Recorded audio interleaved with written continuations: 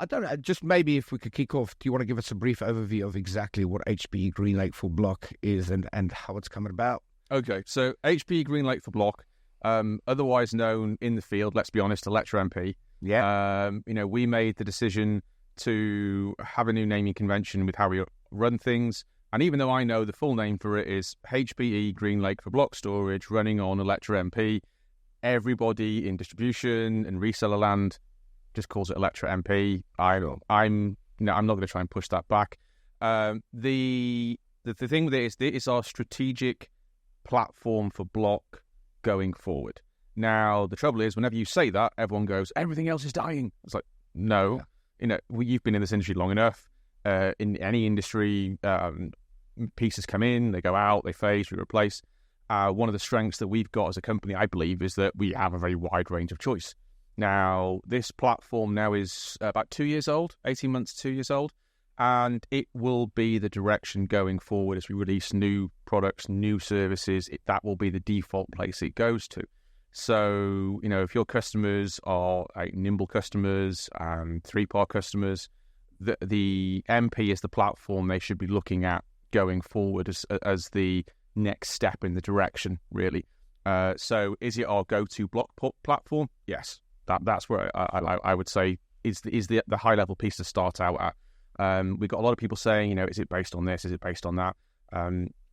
It is effectively an amalgamation. So it's no secret we had two storage platforms for a long time. We had 3PAR, we had Nimble.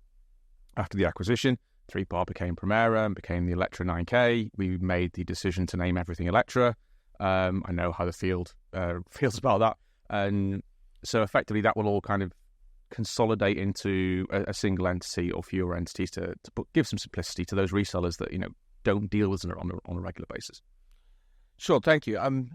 It's interesting you mention that because a lot of the question I get often, right, is we'll be working on an opportunity with a partner, and it seems HPE tends to push HPE Alletra MP over any other solution. It's not always the right fitting solution for every customer. Yep.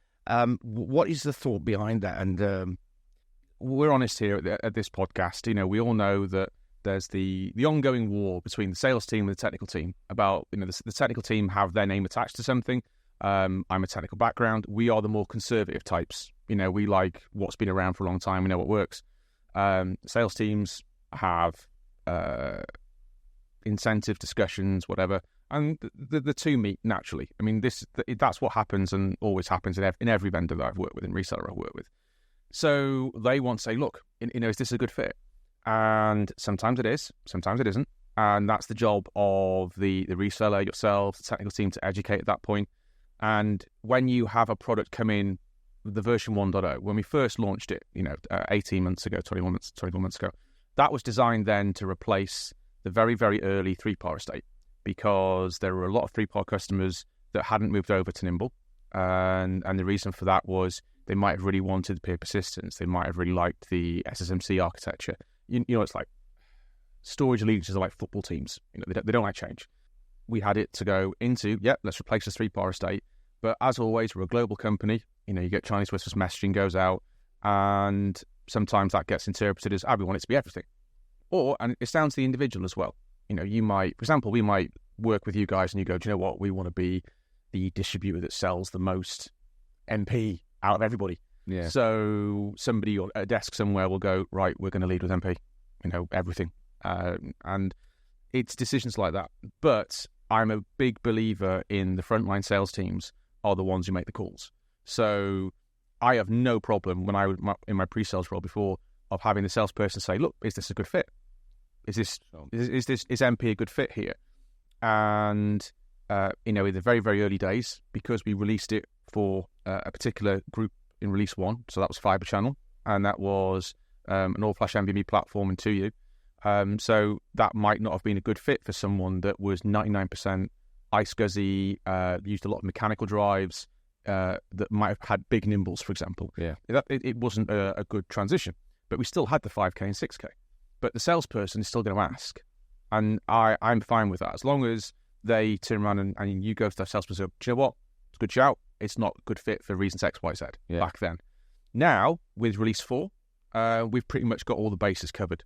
There's always a pushback depending on certain geos with regards to things like how their buying cycles are done. So as a mass generalization before I get cancelled, for example, like North America and the UK, they tend to be very workload driven.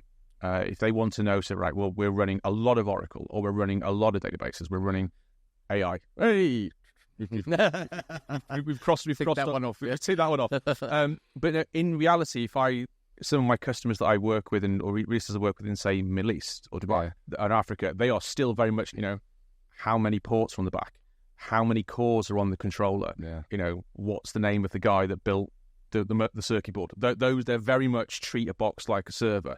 And so for them, MP was a really, really good fit because it was used to how they were used to operating. But with R4 now, what you effectively have is the DNA of the Primera heritage and the DNA of the Nimble heritage mixed together. Yeah. Some people go, oh, it's another 3-part because they can see the UI on the array and they go, oh, it's Concord, it's the array. No, that's just, we had 2 UIs to choose from. We chose that one. Yeah. But like if you look at DSCC in the cloud, that's all, yep, yeah, green lake, then that's all Nimble inspired. So you look at the UI on all the cloud control UI is a direct lift from how the Nimble experience was. So it writes like a Nimble writes. Yeah. So technologically under the bonnet, it's different. So I'll get some T-shirts made that says it's not 3-part, but it's now pretty much solid where you'll see the majority of the marketing. I always say, we have a broad range of topics and we have a broad range of products and we keep releasing them as well. The storage for example, the storage BU, the storage part of our business would want to sell lots of it. Lovely, great. Yeah. Our AI BU or compute BU, they care about computers. They care about servers. So it's all about that angle. I'd say it's who you talk to on a regular basis. Obviously, some of the key features for Alletra MP, right? And what sets it apart from other block storage providers out there? I would say that the simplicity. Look, I really don't want to turn into a marketing PowerPoint deck or in a shirt, but in reality now, I think we've all reached a point where block storage, there's very few bad ones out there. Let's be honest. There's very few bad. It's all about the experience that you get. It's all about the management plane that you use and how it integrates with the rest of a portfolio. So HP's strength is that we can now commonly put this across all the aspects. So even when I was a storage guy, and I still technically am a storage guy, I still talk compute and switching rather than go, it's a box, it's very, very fast, and then move on. It's all about now having an ability to integrate that into a hybrid story to say, some customers have got stuff in the cloud, they've got stuff in private cloud or local, they're now looking at a whole ton of workloads, then they want to manage it all in a similar way. And that's the long-term strategy that we've been doing since 2021, really. And it's been a gradual time coming for us because we are a big company with a lot of products. It's if you're a single product vendor, it's really easy. You put some R&D in, you make some changes, bang, there we go. For us, we've got to do that across compute, across multiple elements of storage, across working with the vendors that we work with in the complete program with yourselves. To build that in. And we've really got a strong message with that now. In the sense, we've now got a product that will scale down really well. It'll scale up really well. Multiple nodes, multiple layers of capacity. It will tie into a number of ecosystems very well. And we're using this both as a common element on block and file if you want it, under a common management UI. Now, for me, that's the end user benefits. I could start spouting graphs and I could start talking about, success stories and, the usual first 5 slides of any first call deck. But to be honest, what we're seeing now is that this is giving us a solid option to fit in with the modern strategies that the world's facing. I mean, again, there are some vendors, some geos just want a box. They want a box to sit in the corner, be quick. And there are some customers that just want a box to be simple to use. And that's why we've always had these elements. And we said, well, what if we can get something that does both?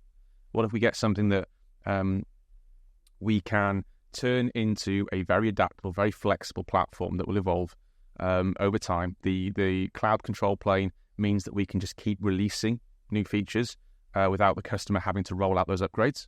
It will, say, for example, we want the customer to be able to manage a certain set of features across global assets without having to nip into the CLI. Sure. Then we can roll that out onto the cloud control plane. And then all of a sudden, they log in the next day and it's there. So that's where the strength of that lies. And it enables us to sort of disaggregate the hardware from the OS, from the control plane. Because that's been the goal of a lot of people. And there are still people that want to run offline. That is the case. And much as our marketing teams would love that not to be the case, it is still the case. And it's enabled us to be adaptable. But likewise, the reason we haven't just moved everything else in our portfolio to one side is because there are still a lot of customers out there. They have a strong belief in products not been out for 3 years, we're not going to touch it, or the old wait for the dot release mentality, and that's what sits there. So that's why I'm really happy about the strength that we have in that portfolio, and the way that MP as a hardware platform for Block gives a lot of flexibility. So, for example, I think a criticism that could have been leveled at us in the past is that we didn't have an entry level Block all flash system. I think that's fair to say. You can count the MSA and fill it full of SSDs, but that's building it yourself. And this is what fills that gap nicely, because you need to have a solution that can appeal, yes, to your big enterprise customers that look great on slides, but you also want it to apply to the schools, public sector, the people that want every bit of value out of their dollar.